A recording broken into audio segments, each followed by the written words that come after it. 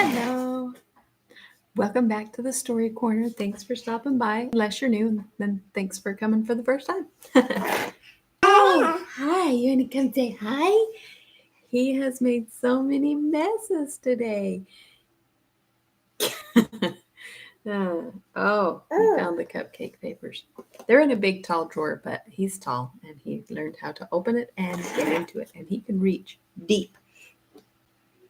Yeah, he gets into stuff. And then he loves the fridge. If ever I get anything out of the fridge, he runs in and starts pulling stuff out. And he got the soy sauce and then dropped it, and the bottle broke. So then there's glass everywhere, and it was more than half full, so soy sauce everywhere. It's under the couch. I have to move the couch to clean it. It took quarter of a roll of paper towels just to soak it all up. It stinks so bad. And I like soy sauce, but not on my kitchen floor. He's a mess maker. You're a handful. Plus we were up all night. So. It's rough. Yeah, it's rough. Okay. So before we get started, I like to do my thing, and I always ask, what did you have for dinner? Just for fun. And if you haven't had dinner yet, depending on where you are and what time this is, what are you going to have for dinner? I made rice with like a white country gravy with hamburger in it. So it was rice and white hamburger gravy. It was good. And then I did baked summer squash with cheese and pineapple, and then a fresh veggie salad with Italian dressing. So it was tomatoes and onions and cucumbers, with the seasoning and Italian dressing. It was so good. And then I made the yummiest cookies that I've never made before. So I have this recipe that it calls for instant pudding in the cookie dough. And my children, the people who know, they're the best cookies.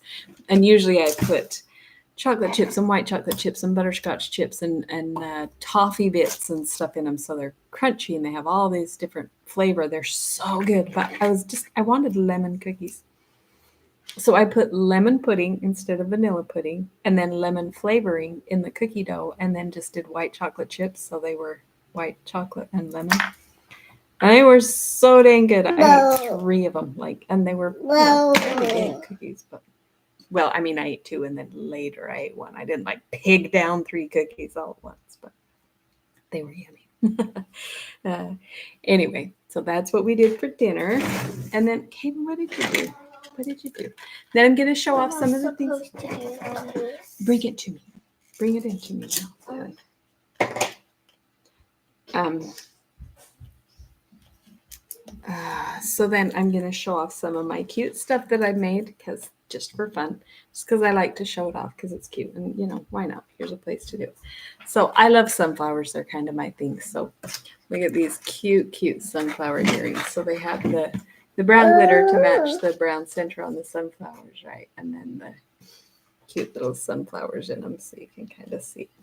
So they have the teardrop shape. So cute. I love those ones. All right.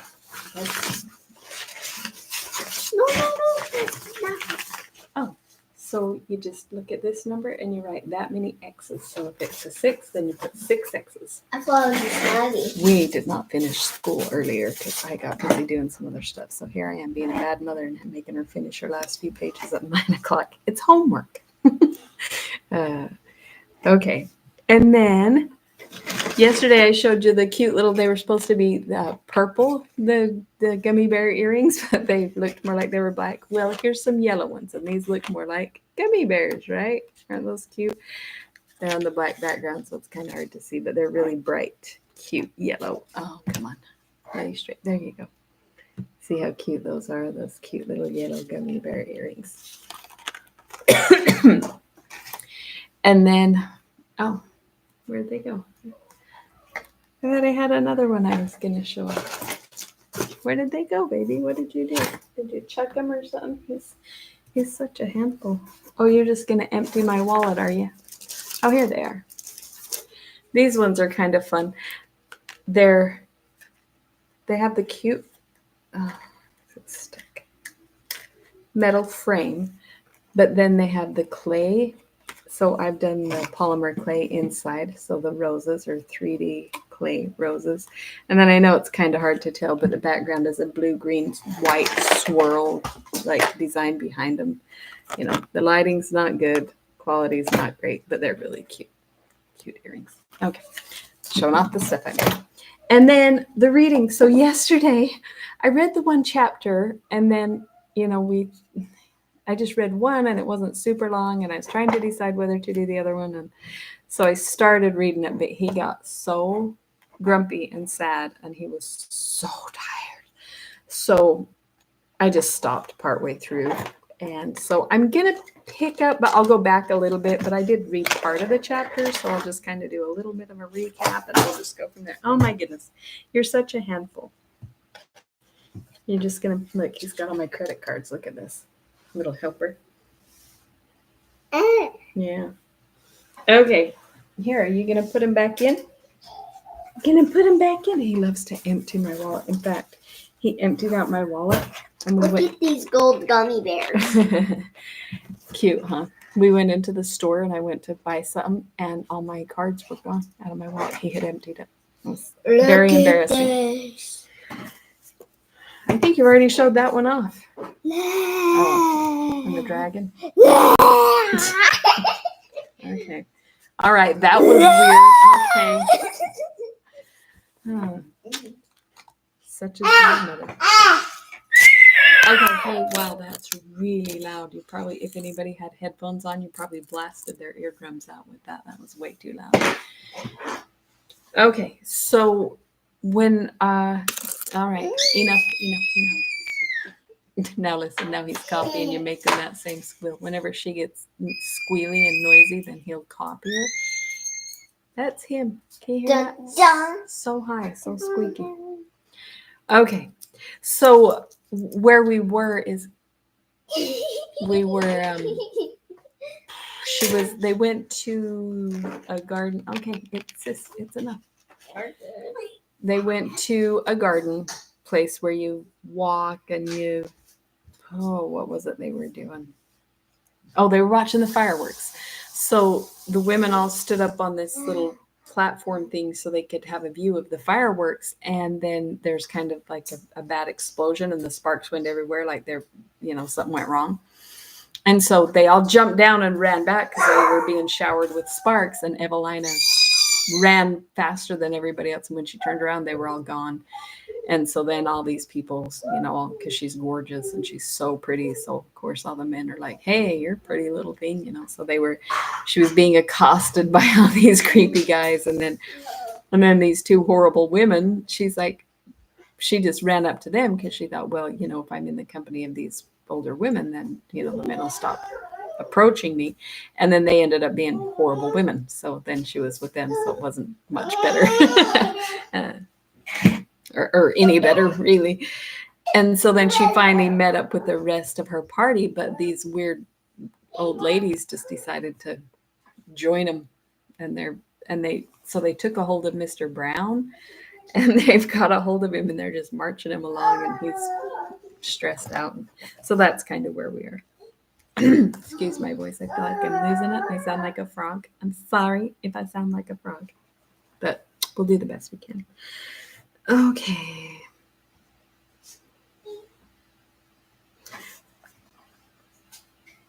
It would be very difficult to say which was greatest, my fright or Mr. Brown's consternation, who ventured not to make the least resistance, though his uneasiness made him tremble almost as much as myself. I would instantly have withdrawn my arm, but it was held so tight I could not move it, and poor Mr. Brown was circumstanced in the same manner on the other side, for I heard him say, "Ma'am, there's no need to squeeze one's arm so."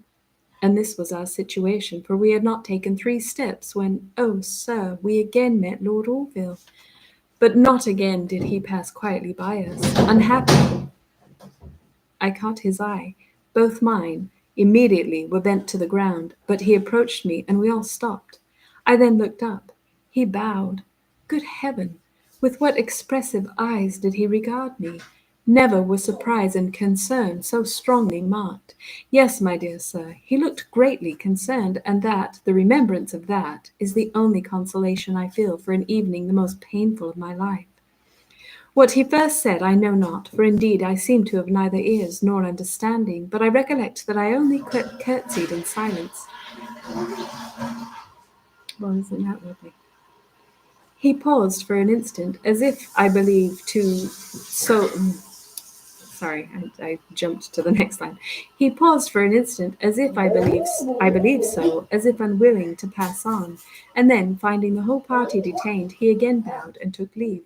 Indeed, my dear sir, I thought I should have fainted, so great was my emotion from shame, vexation, and 1,000 other feelings, for which I have no expressions. I absolutely Too noisy. I absolutely tore myself from the woman's arm, and then, disengaging myself from that of Mr. Brown, I went to Madame Duval and besought that she would not suffer me to be again parted from her. I fancy that Lord Orville saw what passed, for scarcely was I at liberty ere he returned. Methought, my dear sir, the pleasure, the surprise of that moment recompensed me for all the chagrin I had before felt. For do you not think that this return manifests from a character so quiet, so reserved as Lord Orville's, something like solicitude in my concerns? Such at least was the interpretation I involuntarily made upon again seeing him. With the politeness to which I had been some time very little used, he apologized for returning, and then inquired after the health of Miss Mervyn and the rest of the Howard Grove family. The flattering conjecture which I have just acknowledged had so wonderfully restored my spirits that I believe I never answered him so readily and with so little constraint. Very short, however, was the duration. Spider-Man. It's your Spider-Man jammies that are way too little. No. It's a real Spider-Man. Sure. Was the duration of this conversation, for we were soon most disagreeably interrupted. The Miss Branghtons, though they saw almost immediately the characters of the women to whom I had so unfortunately applied, were nevertheless so weak and foolish as merely to titter at their behaviour. As to Madame Duval, she was for some time so strangely imposed upon that she thought they were two real fine ladies. Indeed, it is wonderful to see how easily and how frequently she is deceived. Our disturbance, however, arose from young Brown, who was now between the two women, by whom his arms were absolutely pinioned to his sides. For a few minutes his complaints had been only murmured, but he now called out aloud, "Goodness, ladies, you hurt me like anything. Why, I can't walk at all if you keep pinching my arms so." This speech raised a loud laugh in the women, and redoubled the tittering of the Miss Branghtons. For my own part, I was most cruelly confused, while the countenance of Lord Orville manifested a sort of indignant astonishment. And from that moment he spoke to me no more till he took leave. Madame Duval, who now Listen, don't be noisy, sis. Madame Duval, who now began to suspect her company, proposed our taking the first box we saw empty, bespeaking a supper, and waiting till Mr. Brangton should find us. Miss Polly mentioned one she had remarked, to which we all turned. Madame Duval instantly seated herself, and the two bold women, forcing the frightened Mr. Brown to go between them, followed her example. Lord Orville, with an air of gravity that wounded my very soul, then wished me good night. I said not a word, but my face, if it had any connection with my heart, must have looked melancholy indeed, and so I have some reason to believe it did. For he added with much more softness, though not less dignity, "Will Miss Anville allow me to ask her address, and to pay my respects to her before I leave town?" Oh, how I changed colour at this unexpected request. Calissa, shh. Yet what was the mortification I suffered in answering, "My lord, I am in Holborn." He then bowed and left us. So she's embarrassed because she's in a really crappy part of town. What can he think of this adventure? How strangely, how cruelly have all appearances turned against me. Had I been blessed with any presence of mind, I should instantly have explained to him the accident which occasioned my being in such terrible company. But I had none. As to the rest of the evening, I cannot relate the particulars of what passed, for to you I only write of what I think, and I can think of nothing but this unfortunate, this disgraceful meeting. These two wretched women continued to torment us all, but especially poor Mr. Brown, who seemed to afford them uncommon diversion, till we were discovered by Mr. Brangton, who very soon found means to release us from their persecutions by frightening them away. We stayed but a short time after they left us, which was all employed in explanations. Whatever may be the construction which Lord Orville may put upon this affair, to me it cannot fail of being unfavourable. To be seen, gracious heaven, to be seen in company with two women of such character, how vainly, how proudly have I wished to avoid meeting him when only with the Braintons and Madame Duval. But now how joyful should I be had he seen me to me no greater disadvantage. Holborn, too, what a direction! He who had always... But I will not torment you, my dearest sir, with any more of my mortifying conjectures and apprehensions. Perhaps he may call, and then I shall have an opportunity of explaining to him all the most shocking part of the adventure. And yet, as I did not tell him at whose house I lived, he may not be able to discover me. I merely said in Holborn, and he, who I suppose saw my embarrassment, forbore to ask any other direction. Well, I must take my chance. Yet let me, in justice to Lord Orville, and in justice to the high opinion I have always entertained of his honour and delicacy, let me observe the difference of his behaviour, when nearly in the same situation to that of Sir Clement Willoughby. He had at least equal cause to depreciate me in his opinion, and to mortify and sink me in my own, but far different was his conduct. Perplexed indeed he looked, and much surprised. But it was benevolently, not with insolence. I am even inclined to think that he could not see a young creature whom he had so lately known in a higher sphere appear so suddenly, so strangely, so disgracefully altered in his situation, without some pity and concern. But whatever might be his doubts and suspicions, far from suffering them to influence his behaviour, he spoke, he looked with the same politeness and attention with which he had always honoured me when countenanced by Mrs. Mervyn. Once again, let me drop this subject. In every mortification, every disturbance, how grateful to my heart, how sweet to my recollection is the certainty of your never-failing tenderness, sympathy, and protection. Oh, sir, could I upon this subject, could I write as I feel, how animated would be the language of your devoted Evelina. Excuse me. Letter 22, Evelina to the Reverend... to the Reverend Mr. Villars, Holborn, July 1st. Listless, uneasy, and without either spirit or courage to employ myself from the time I had finished my last letter, I indolently seated myself at the window, where, while I waited Madame Duval's summons to breakfast, I perceived among the carriages which passed by a coronet coach, and in a few minutes, from the window of it, Lord Orville. I instantly retreated, but not, I believe, unseen, for the coach immediately drove up to our door. Indeed, my dear sir, I must own I was greatly agitated. The idea of receiving Lord Orville by myself, the knowledge that his visit was entirely to me, the wish of explaining the unfortunate adventure of yesterday, and the mortification of my present circumstances, all these thoughts occurring to me nearly at the same time, occasioned me more anxiety, confusion, and perplexity than I can possibly express.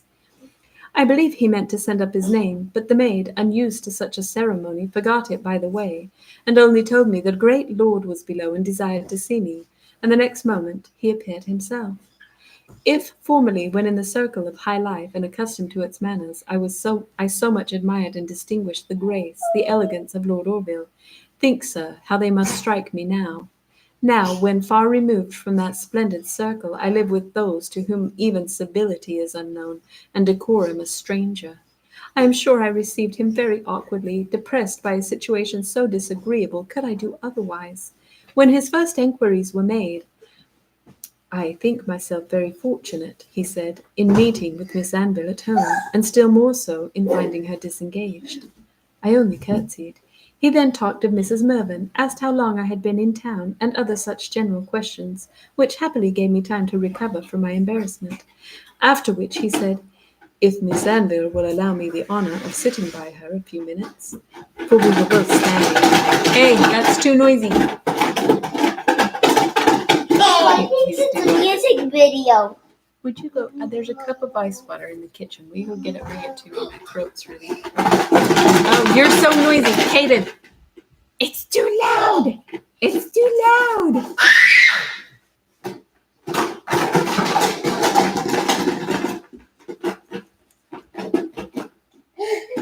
Are you drinking my water? There. I'm so thirsty. I drank her water. I'm gonna go fill it up again for me. Oh, here, here, that one's all gone. You want some of this one? Go fill that one up for me. This is yesterday's one. Oh, you just put your hands in my cup. Gross. Okay, now go dump it out. Get me some ice and water because I am thirsty. Oh, this is scary. Oh my goodness. Sorry for all the distractions. This is a mama reading with little kitties running around. Okay.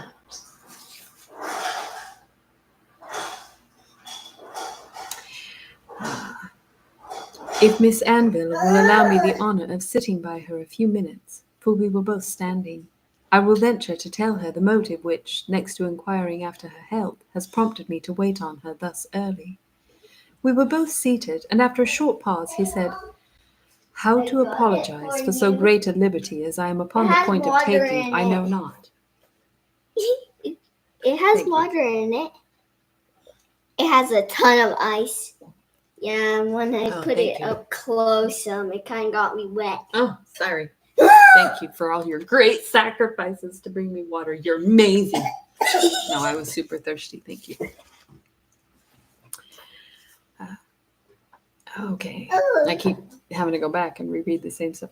How to apologize for so great a liberty as I am upon the point of taking, I know not. Shall I, therefore, rely wholly upon your goodness, and not apologize at all? I only bowed. I should be extremely sorry to appear impertinent, yet hardly know how to avoid it. Impertinent! Oh, my lord, cried I eagerly, that, I am sure, is impossible. You are very good, answered he, and encouraged me to be ingenuous. Again he stopped, but my expectation was too great for speech. At last, without looking at me, in a low voice and hesitating manner, he said, "Were those ladies with whom I saw you last night ever in your company before?" "No, my lord," cried I, rising and colouring violently, "nor will they ever be again." He rose too, and with an air of the most condescending concern said, "Pardon, madame, the abruptness of a question which I knew not how to introduce as I ought, and for which I have no excuse to offer but my respect for Mrs. Mervyn, joined to the sincerest wishes for your happiness. Yet I fear I have gone too far." "I am very sensible of the honour of your lordship's attention," said I, "but—" "Permit me to assure you," cried he, finding I hesitated, "that officiousness is not my characteristic, and that I would by no means have risked your displeasure, had I not been fully satisfied you were too generous to be offended without a real cause of offence." Okay, don't distract from my story. Hey, but they can still hear. Okay, "Offended," cried I. "No, my lord, I am only grieved indeed, to find myself in a situation so unfortunate as to be obliged to make explanations which cannot but mortify and shock me." "It is I alone," cried he, with some eagerness, "who am shocked. It is I who deserve to be mortified. I seek no explanation, for I have no doubt but in mistaking me, Miss Anville injures herself. Allow me, therefore, frankly and openly to tell you the intention of my visit." I bowed, and we both returned to our seats. "I will own myself to have been greatly surprised," continued he, "when I met you yesterday evening in company with two persons who I was sensible merited not the honour of your notice, nor was it easy for me to conjecture the cause of your being so situated. Yet, believe me, my incertitude did not for a moment do you injury. I was satisfied that their character must be unknown to you, and I thought with concern of the shock you would sustain when you discovered their unworthiness. I should not, however, upon so short an acquaintance, have usurped the privilege of intimacy. Careless, don't. Came through the pages. Okay. I should not, however, upon so short an acquaintance, have usurped the privilege of intimacy in giving my unmasked sentiments upon so delicate a subject, had I not known that credulity is the sister of innocence, and therefore feared you might be deceived. A something which I could not resist urged me to the freedom I have taken to caution you, but I shall not easily forgive myself if I have been so unfortunate as to give you pain.